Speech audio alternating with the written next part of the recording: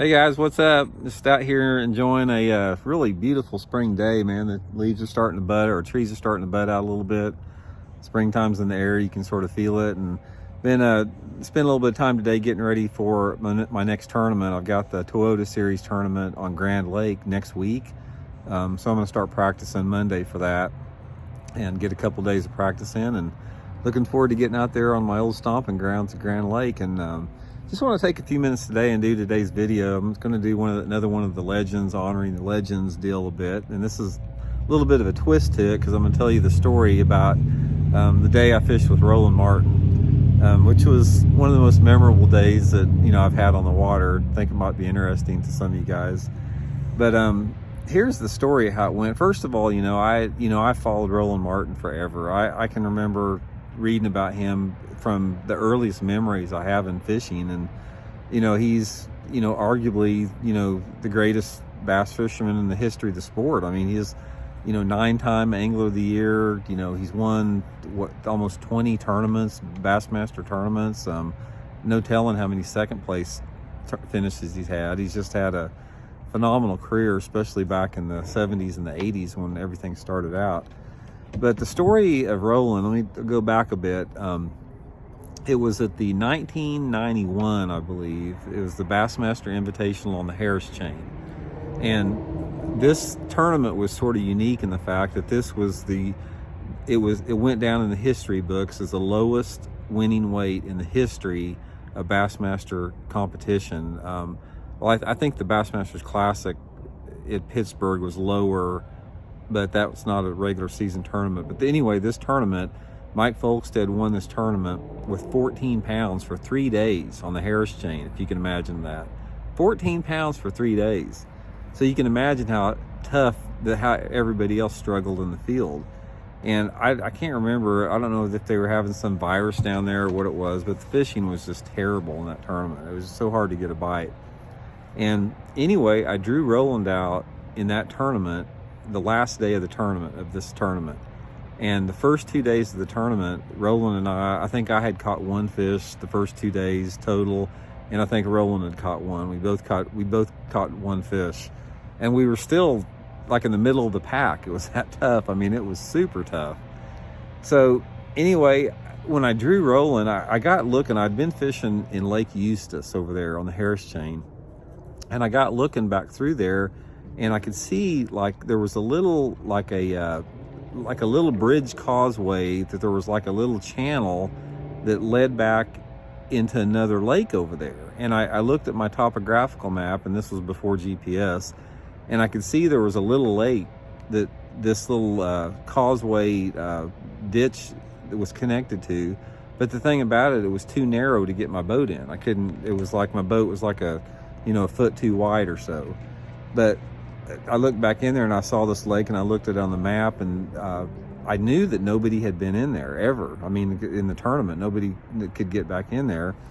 So anyway, I drew Roland out, and I'm all excited about it and everything. And we're talking about the day, and I said, Roland, I tell you what, I said, you and I have not done any good in the tournament. I said, I found this little lake that I think if we get into, I think we can catch him. I said, we might even win the tournament in there. There's nobody been back in this lake, for the whole tournament. And I explained the situation to him, and I said, the problem we got is, that my boat's too big for it. I said, is there any way that, do you have any access to aluminum boat?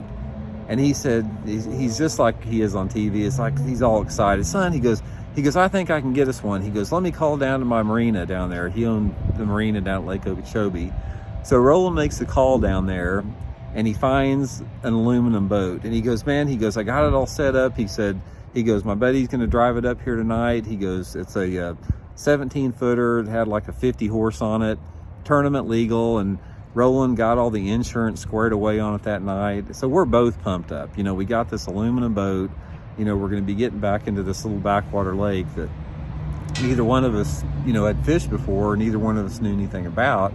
But our expectations were really high. So the next morning, I meet Roland over at his motel where he's staying, and I think the tournament took out at like 7 o'clock. So I got over to his motel room over there. It was like a little before 6 o'clock, we were fairly close to the ramp there, but we still didn't have a lot of extra time. And he wasn't ready at all. It's like he was in there, he was trying to get dressed. You know, he was spooling line on the bed, and it's like, I'm saying, man, you know, we're gonna be late, we better get over there. And he's just like taking his time getting ready, which I found, you know, I found it interesting in the fact that I knew that, you know, I'm fishing with the greatest bass fisherman in the history of sport, and I'm assuming this is how he does it all the time. So anyway, we get everything loaded up and get in a Suburban or drive into the ramp and everything. And we're both excited, both, you know, looking forward to the day. And I'm just peppering the guy with questions. I mean, I felt, okay, if I don't even care if I get a bite today, I'm going to come out of this day, I'm going to ask as many questions as I can, because I got Roland Martin in the boat all day long, you know.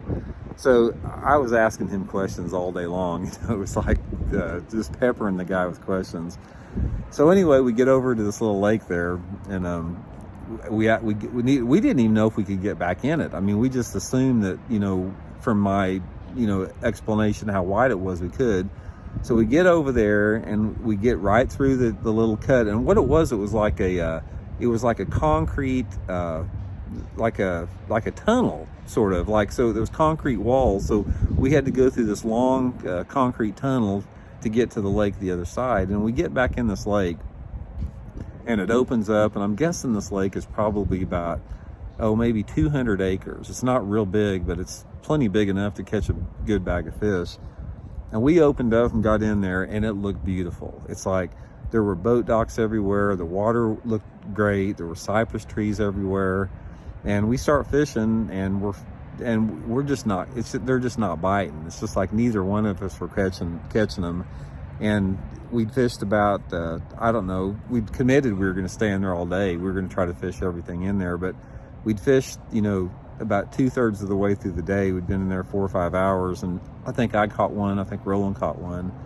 And the highlight of this trip was we're fishing this cypress tree laden area back there, and Roland was throwing a spinnerbait.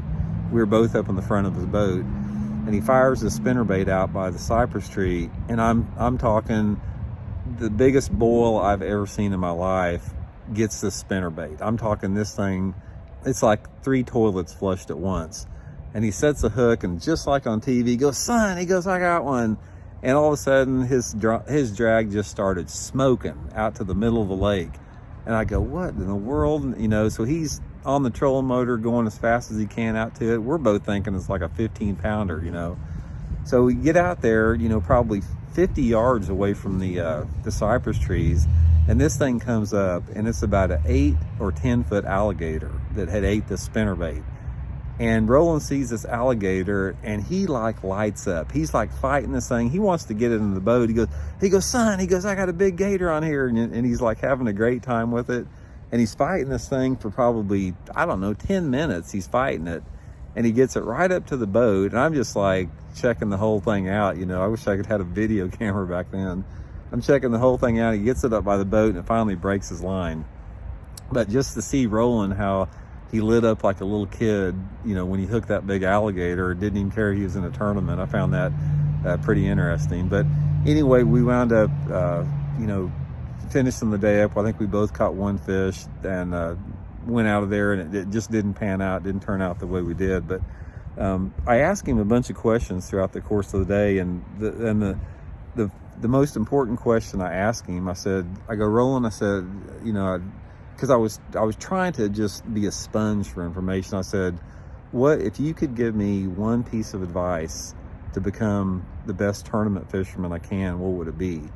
And what do I need to know?" Because you got to realize I was back in my 20s, I was right around 28, 29 years old. I was young gun, top of my game, so I was really focused on doing good. And I said, is there anything you can tell me more above anything else? And he goes, "Man," he said, "you have got to be able to realize and see when an opportunity comes up, and you have to immediately take advantage of that opportunity without hesitation." He thought about it for a long time, you know, and I knew that after he thought about it, he realized that was. So that's one of the things that I've carried with me for years is what Roland Martin told me fishing with him that day, is always be aware, recognize an opportunity when you see it, and immediately take advantage of that opportunity. Because he was telling me that most all the tournaments that he won have come on something unfolded during the day, and he was able to capitalize on that opportunity immediately, you know, to win those tournaments. So I've used that a lot in my career. It's really stayed with me, and that was a memorable day. But man, I just, you know, I still enjoy Roland today, man. I love watching his YouTube video, what's up Roland, or what's happening Roland. And he's a character, man. He's just like, at the times, you know, I've been around him quite a bit, just in tournaments, you know, beyond that. And you know, he's just like he is, you know, on the shows that you watch him, man. He's just really animated. He's youthful. I mean, the guy's full of energy. I've never seen somebody that is his age and is just so full of energy. I mean, it's really admirable and inspiring to see that. So anyway, guys, that's my story, Roland Martin. Got a lot more I can tell you about him as far as other things that he's done in the past, but I definitely put him up there as, you know, one of the greatest, if not the greatest, bass fisherman in the history of the sport. So thanks for tuning in. We'll be back soon with another one. See you.